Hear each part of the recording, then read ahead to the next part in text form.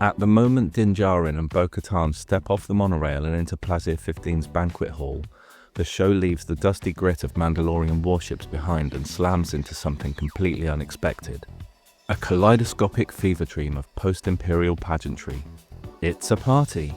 There are colourful dishes, absurdly costumed nobles, rainbow birds flying and high-glass ceilings, and at the centre of it all, a pair of rulers who look like Liberace and a Furby co-founded a utopia. It feels like the Hunger Games capital got tangled up with the royal gala from Barbarella. The visuals are pure absurdist decadence, somewhere between Terry Gilliam bureaucracy and retro-futurist satire. Standing just behind the royal couple is a dazzling, possibly sentient crystalline being, or maybe just mobile ceremonial art. It's beautiful, imposing, unreadable. Like much of Plaisir, it's unclear whether it's alive, decorative, or both. A symbol of prestige, perhaps? Maybe it's just part of her outfit. Bryce Dallas Howard leans all the way in, channeling works like The Prisoner and Brazil. Her direction heightens the ridiculousness with sincerity. The costumes are extravagant, the blocking is theatrical. It feels like a high-concept sci-fi civics lesson filtered through a Saturday morning cartoon. Which is exactly why it works. Everyone is playing it straight, which only makes the absurdity sharper. So let's talk about the pair, Captain Bombardier and the Duchess. A former Imperial facilities officer and an outer rim noblewoman now presiding over what they proudly describe as a direct democracy. It's an absurd contradiction, decadent wealth dressed in the language of egalitarianism. They call themselves both royals and elected leaders with straight faces, like that makes any sense at all. But maybe on Plaisir 15 it does, because nothing here is quite what it seems. It begins with the ship's forced detour, no real warning, no request, just sudden automated control, a cheery voice over comms, and a monorail ride they're not allowed to leave. "This is not a request," says the voice, politely threatening. "Welcome to diplomacy by coercion." Bombardier and the Duchess don't kidnap their guests, they host them into submission. And that mode of transport, a glossy automated monorail, or hyperloop depending on who you ask. Either way, it's a telling choice. These kinds of systems are often shorthand for utopian futurism, the sort of thing you'd find in a retro sci-fi expo or a Silicon Valley pitch deck. But beneath the shine, they're also symbols of overpromised modernity, and going by The Simpsons and the talk I attended at London Tech Week in 2017 by a guy called Bebop Grester, spivery, more sizzle than substance. It's transit, it's theatre, and it fits Plaisir perfectly. This is a planet built on spectacle, status, and soft coercion. Even their infrastructure is a performance. And when the Mandalorians arrive, they're immediately drowned in hospitality. There's a show of affection, drink offerings, the weirdly cloying flirtation between the rulers, and a heavy dose of secretions. I don't want to know. The tone is surreal, theatrical, but beneath the surface they're angling for something. Bombardier cuts straight to it. He was Imperial, technically a facilities officer during the war. It's a calculated confession. Facilities planning sounds harmless, practically janitorial. It's not a denial of complicity, but a soft reframing. He's not an ideologue, he implies, just a guy with a clipboard. But thanks to the New Republic's amnesty program, he's been rehabilitated. That word comes up a lot. The droids were rehabilitated. The planet was rehabilitated. He was rehabilitated. It's a chorus of redemption, used to paper over the tension that sits just out of frame. The amnesty program is the New Republic's attempt at de-radicalization, a kind of bureaucratic olive branch to ex-imperials. But it also creates a quiet tension, because how many of these people were just cogs in the machine? And how many still believe in it? The people of Plaisir 15 once suffered under the Empire, and now their rulers are using former Imperial tech and former Imperial officers to rebuild, and something is going wrong.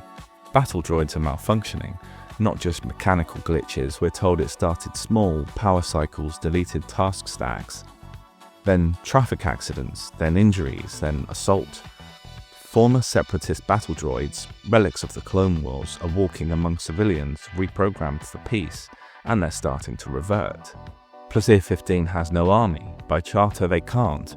Their own constables aren't even allowed to carry weapons, so they turn to the only armed people within reach, the Mandalorians. What Bombardier and the Duchess are doing here is diplomacy under duress. They can't force Bo-Katan and Din to help, so they flatter them instead. The Mandalorians are allowed to remain armed because weaponry and armor are intrinsic to their culture. It's a loophole, and a clever one. It's also a contradiction Plazir wears proudly. A society too pure for violence finds a workaround by leaning into cultural exceptionalism. It's pacifism via proxy cloaked in pluralistic rhetoric. But they also sweeten the deal. If Bo-Katan helps, Plazir 15 will formally recognize Mandalore as a sovereign system and petition the New Republic to do the same. This isn't just a favor anymore, it's an offer of legitimacy. Bo-Katan resists at first. She makes it clear she's no mercenary, unlike the Mandalorians stationed outside the city walls. But Din, ever the straightforward one, breaks the tension with 6 words: "You had me at battle droids." And with that, the decision's made. Underneath the glitter and awkward courtship, the scene is about power and legitimacy. A once-feared warrior culture is being invited in to restore order to a post-war utopia that's too fragile to protect itself. The rulers, for all their flair, are impotent. Their laws prevent action. Their droids are turning, and the only recourse is to recruit those the galaxy once cast out. It's quietly tragic. Plazir 15 wants to be better, more peaceful, more democratic, more open. But the very structure they've built to achieve that leaves them defenseless, and so they call in the Mandalorians, a culture defined by its armor, its weapons, and its readiness for violence, not to conquer, but to save. And while it's all played for whimsy, the stakes are real. The droids were rehabilitated, the captain was rehabilitated. You can't see me doing finger quotes here, but that's what I'm doing. And something in the wiring isn't holding, and everyone in the room knows it, including, I would suggest, the baby. Let's have a look at these names before we continue into the second scene. Captain Bombardier sounds like the name a child would give to their teddy bear if it joined their G.I. Joe squad. It's cartoonishly literal. A man who used to drop bombs is now offering secretions and playing croquet with giant woodlice. It's silly because he's silly, but the name is doing more than just undercutting him for laughs. In-universe, Bombardier is a legacy title. It's military, aggressive, destructive, and now it's being worn by a man in a jewel-toned robe who wants you to know he's been rehabilitated. And now it's being worn by a man in a jewel-toned robe who wants you to know he's been And now it's being worn by a man in a jewel-toned robe who wants you to know he's been rehabilitated. He hasn't changed his name, he's just rebranded it. Like everything else on Plazir 15, the violence isn't gone, it's been aestheticized. This is a man who insists his past is behind him, but he walks around every day wearing a name that literally means bomb dropper. That's not just irony, that's subtext you can hear from orbit. And if you think it's too on the nose, remember Star Wars does this all the time. Bombardier fits right in, but with an added twist. He's not a villain, he's a reformed villain, desperate to be seen as harmless, which only makes the name more uncomfortable the longer you sit with it. The Duchess sounds fancy, and it is, but in Star Wars, titles like this come with baggage. On the surface, her name is less absurd than Bombardier's. It's not cartoonish, it's regal, soft-spoken, dignified, but that's what makes it interesting, and maybe a little dangerous. Because there's already a Duchess in Star Wars lore, and not just any Duchess, Duchess Satine Kryze, ruler of Mandalore during the Clone Wars.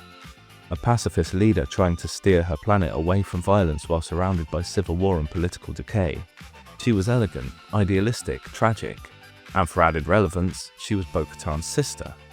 So even though Plazir Duchess isn't given a full name in the show, calling her the Duchess can't help but echo that legacy. She's another glamorous figurehead leading a supposedly peaceful society perched on the edge of collapse. One trying to govern through compassion, aesthetics and performance, and one whose position only exists because of how carefully people agree not to ask difficult questions. The resonance might be accidental, it might not, but in Star Wars, names are rarely meaningless, and the fact that she insists on being addressed as Milady and carries herself with highborn affectation, all while letting her imperial husband co-run the democracy, makes her a symbol of the show's biggest theme in this arc: soft power built on ritual, not substance. So yes, her name isn't funny, but it is loaded. She's not Duchess Satine. She's the Duchess you get after the Empire. The one that thinks peace and pageantry are the same thing. We rejoin the rulers of Plazir 15 not in the middle of a crisis, but in the middle of a lawn game, indoors. The markings are intricate, and the game itself, some kind of alien croquet played with chittering dinner plate-sized chuggy pigs, that's a British phrase for them, is both completely opaque and deeply ceremonial. I'd suggest it's less a sport and more a meditative ritual for rich numpties, another British phrase, who believe actual competition causes inflammation. The Duchess, of course, is winning. Captain Bombardier applauds her like a man trying to clap the tension out of the air. And then Din Djarin and Bo-Katan walk in with a man in shackles. It feels awkward, like banquets and bug croquet aren't meant to accommodate consequences. What follows is not a trial, it's not even a confrontation, it's theatre, thinly veiled, barely scripted, and over almost before it begins. The man in cuffs is Commissioner Hellgate, head of security. "We found the cause of your malfunction," says Din. "Is this true?" asks the Duchess. "I'm afraid it is, my lady," replies Hellgate. And that's it. Case closed. No denial, no cross-examination.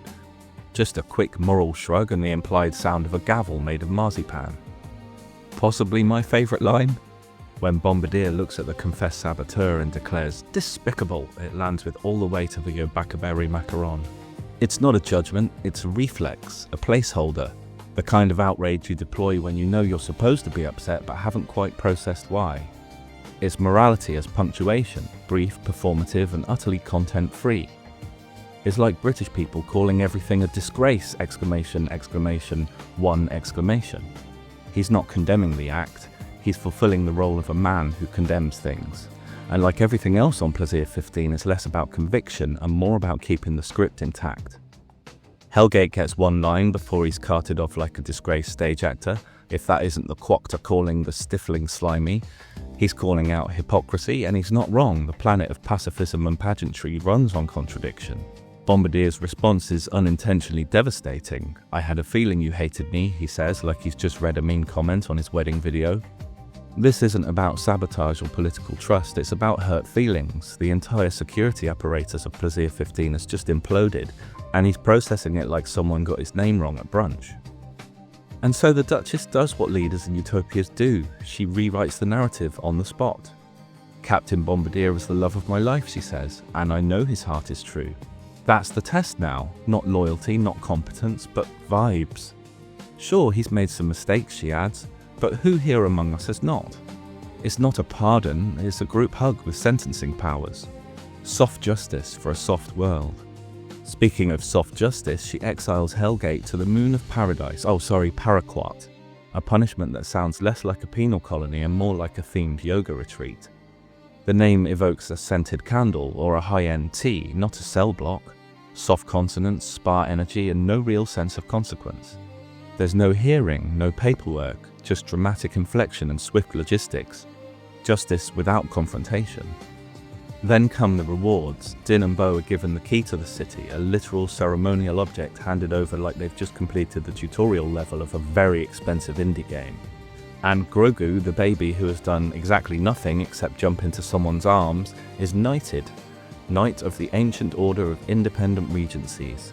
No one asks what that is. No one questions whether it's real. It's probably not, but like everything else on Plaisir, say it out loud with enough conviction and it becomes real. The Mandalorians bow, the ruler's beam. The crisis is boxed, ribboned, and gently shooed off screen. Nothing was tested, nothing was learned. But everyone performed beautifully. Looking at the scenes together, the Bombardier and Duchess arc unfolds like a carefully choreographed farce. A soft-lit, jewel-toned episode of Murder, She Wrote, where the murder weapon is bureaucracy and the motive is vibes. It's a mystery story that unravels without mystery, justice that arrives without consequence, and governance that exists almost entirely as theatre. The droids, the sabotage, the exile, the knighthood, none of it holds weight when observed individually. But viewed as a whole, it forms a perfect diorama of what Plaisir 15 is and how its contradictions sustain it. The most striking thing about this entire subplot is how insulated it is from consequence. A rogue droid investigation leads to the quiet reveal that the head of planetary security had been actively undermining the state, not for profit, not for revenge, but out of ideological disgust. He is quite literally a separatist.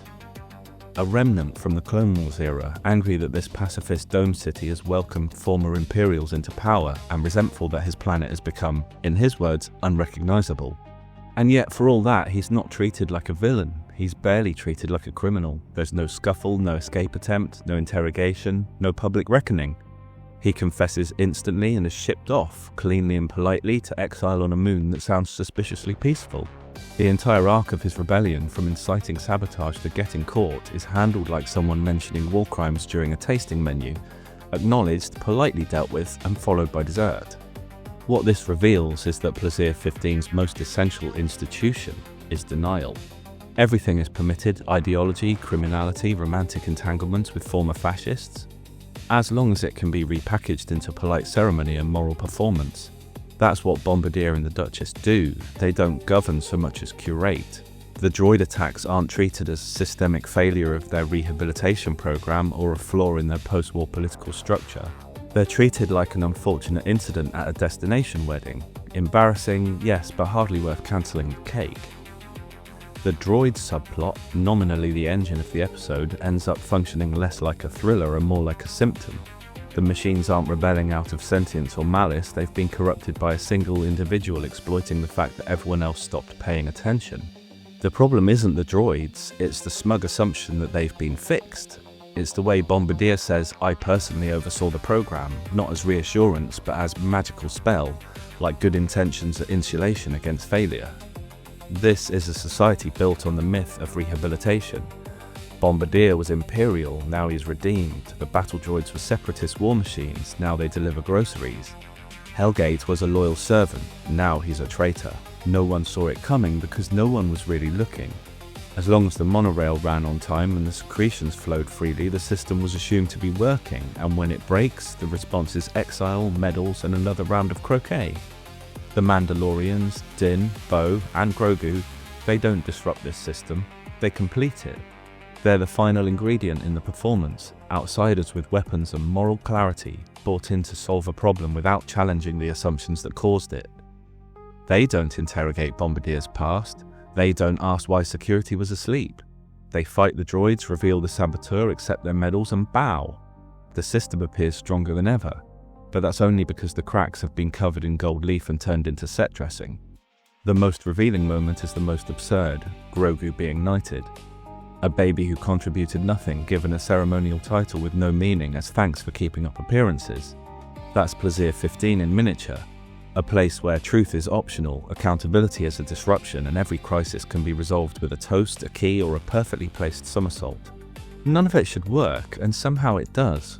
This isn't just science fiction. Plaisir 15 isn't a warning from the future, it's a memory of the past. We've seen societies like this before.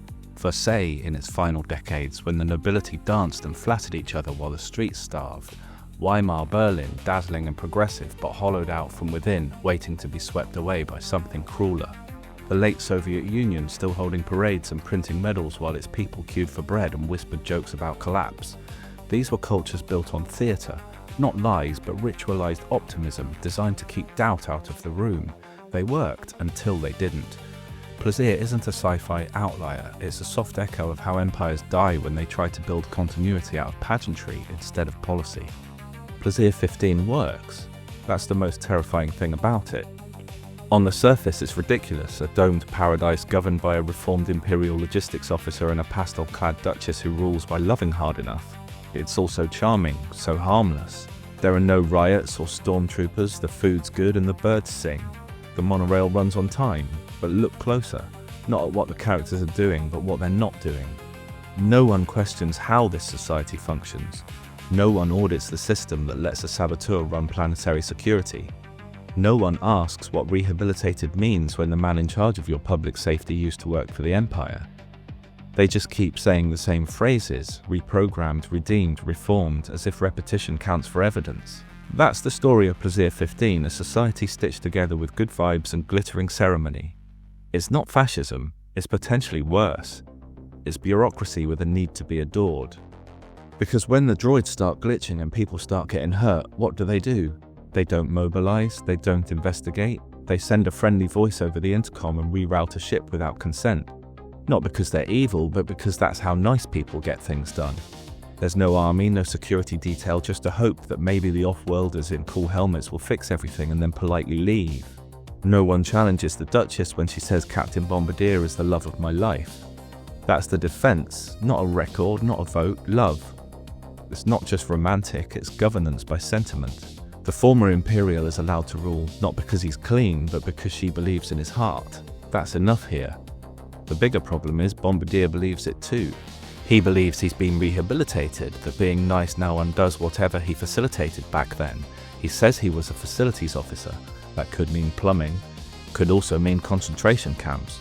The show doesn't tell us, and neither does he. He doesn't seem to want to clarify. For Bombardier, redemption isn't something you earn, it's something you insist on, loudly, constantly, with really great tailoring. That's why Plaisir 15 is so uncomfortable once you realize what you're watching. You're not seeing the Empire's return, you're seeing its rebranding. You're seeing a society that's replaced ideology with manners. That's how fascism survives in the age of soft power. Not through violence, but through vibes, through exceptionalism, through saying, this isn't tyranny, it's tradition. Through knighting a baby and hoping no one notices the droids are murdering people in the background. And it all fits perfectly into where we are in the timeline. This is the New Republic era, a few years after the fall of the Emperor, a couple of decades before the rise of the First Order. It's a time of optimism, decentralization, no standing army, and lots of self-governance. In theory, it's freedom. In practice, it's exactly the kind of vacuum authoritarianism loves to slither back into. Plaisir is the blueprint. It shows you how that happens. You let former Imperials handle infrastructure because they know the systems. You let droids take over civic duties because they're cheap and fast and no one wants to look like a militarist. You let the past be the past because forgiveness looks better than justice on a campaign poster. And when something goes wrong, you don't panic, you don't reform, you hand out medals and keys and knight the baby and go back to your lawn game.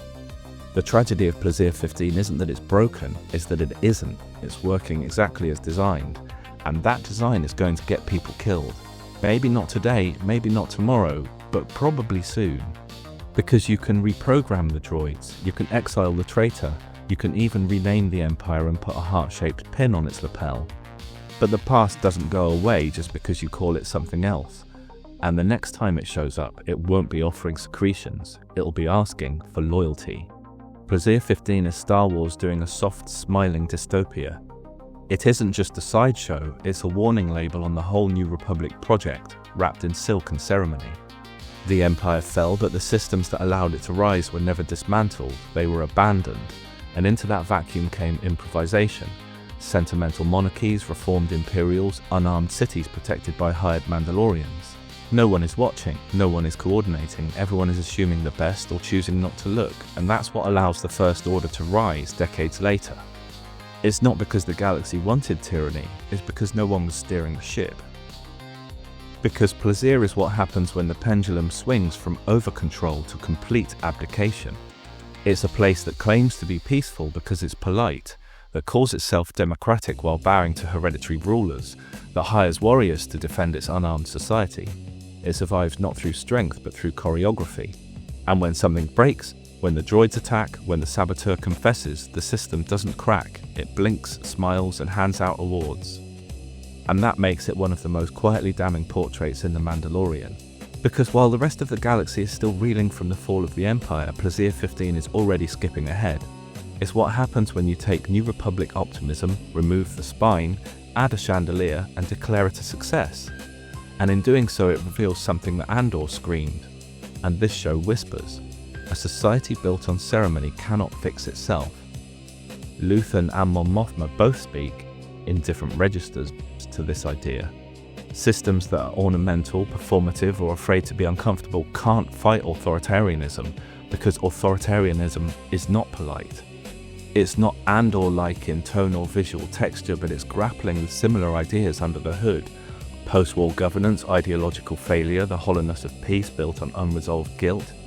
It just gets there via dual-tone spectacle instead of cold white corridors and warm red brickwork.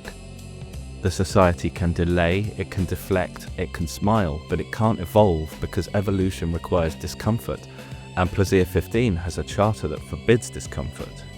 And yet here's the trick, it's not evil. Bombardier and the Duchess aren't villains, they're true believers. That's what makes it land. They're kind, romantic, sincere. They're trying. They really do think rehabilitation works, that love redeems, and that pacifism lasts.